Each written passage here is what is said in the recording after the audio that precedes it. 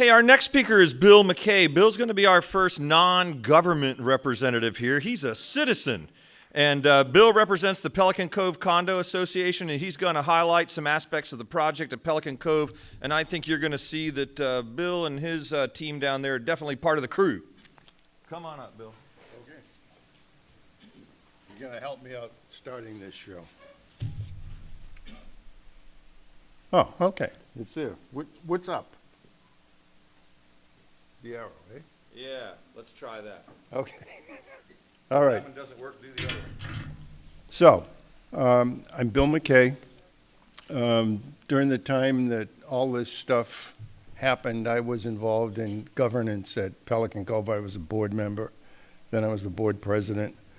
And now I run the Bay and Water Committee. And what this is all about is getting people to welcome, or at least at a minimum, accept change. No, I'm serious. This is the issue, okay? Anyway, this is Pelican Cove. We're in South Sarasota, down by the Westfield Mall. We got 731 units on Little Sarasota Bay. They're all wood frame, built in the late 70s, early 80s.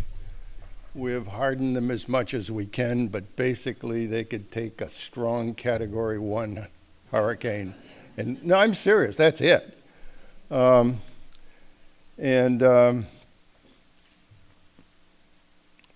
it is what it is. So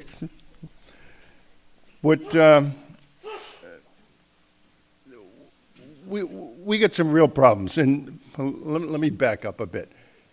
What we have is, and it's very different than most places. These days when they build a development, they take everything down. I couldn't believe it the first time I saw it. I'm from New England. You just don't do that.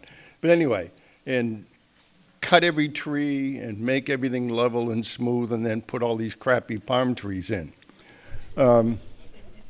Pelican Cove was somebody's estate, and when they built it, they kept most of the trees, and trees are next to godliness in Pelican Cove.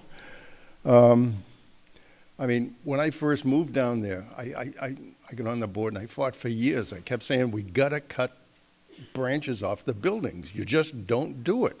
You don't have branches overhang things. I lost.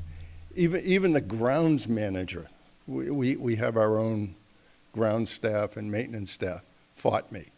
I mean, it's just trees are trees. And let me tell you how stupid, no, I shouldn't say stupid, how much people do this. You all know that melaleucas are an invasive species. Florida brought in some insects to control them, kill them, basically.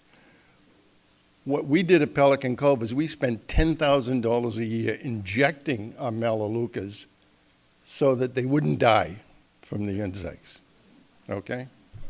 Anyway, so this is the kind of attitude. So how do you make changes in this kind of environment? And we really needed some serious changes. This place was overgrown. Nothing was coordinated. We're right on Sarasota Bay, and we're really vulnerable. So what happened is in 2016, a number of residents, not me, got the board of directors to sign a contract with the Southwest Florida Regional Planning Council to look into our vulnerabilities to climate change and recommend an adaptation plan. And this was done by a guy by the name of Jim Beaver. I don't know if any of you know him, but if any, Jim Beaver, raise your hand. he did a great job. And he worked with our residents, asked them questions, got input from everybody. And 7 or 8 months later, come up with a plan and presented it. The study cost us $20,000. It was probably the best thing that we've ever spent money on in a long, long time. And I say this as I was on the board then, and I was one of the people who was a real skeptic. I kept saying, yeah, okay. But that's what people wanted, and that's what we got. But what the study did is it gave us a roadmap. And we've been following that roadmap. And there were 6 or 7 categories, but the ones I'm talking about concern trees and understories. Shit, I'm supposed to be changing slides.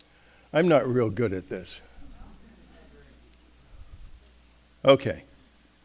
This was just to show you what Pelican Cove looks like. This is a pretty typical neighborhood. Back to the mic, Bill. Okay. Anyway. How can I be out of time? That isn't fair. Just go ahead. All right. Anyway. You got a minute. Jeepers. I tried this too. Okay.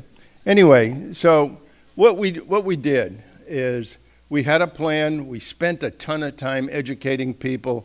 And the upshot is everybody said, well, gee, this is a nice plan, but are you really going to cut down our trees? It just, nobody wanted to do anything. And what we decided to do is we had to show them some things. And what we did is we did a project along our bayfront. We ripped out the grass, replaced it with native plants, basically sunshine, mimosa, and purslane. And we did that in the yard. And the second thing that we did, this is bayfront, and this was a backyard that we changed from grass. And the other thing we did is we had an area of Australian pines on our main road. Irma knocked them all down, and we replaced it with sort of native species. And people could finally see what natives look like. It wasn't Mayaka State Park. It was kind of pretty. I'm not crazy about this. I don't like palm trees, but you know. So the upshot is people were finally willing to accept some change, and we got going on a number of things. The best thing that we got going on, and we did, is we managed to hire a new grounds manager, a professional who knew what he was doing. And these are the kinds of things we've been able to do. I mean, we've stopped using fertilizer. He says there's no reason to. We use irrigated. Well, no. It was a really practical thing. He said you use reclaimed water, and this stuff is loaded with nitrogen. You don't need any more. And we've already made a whole number of changes. And I got to tell you this. Hey, Bill, we love you, man. I want to.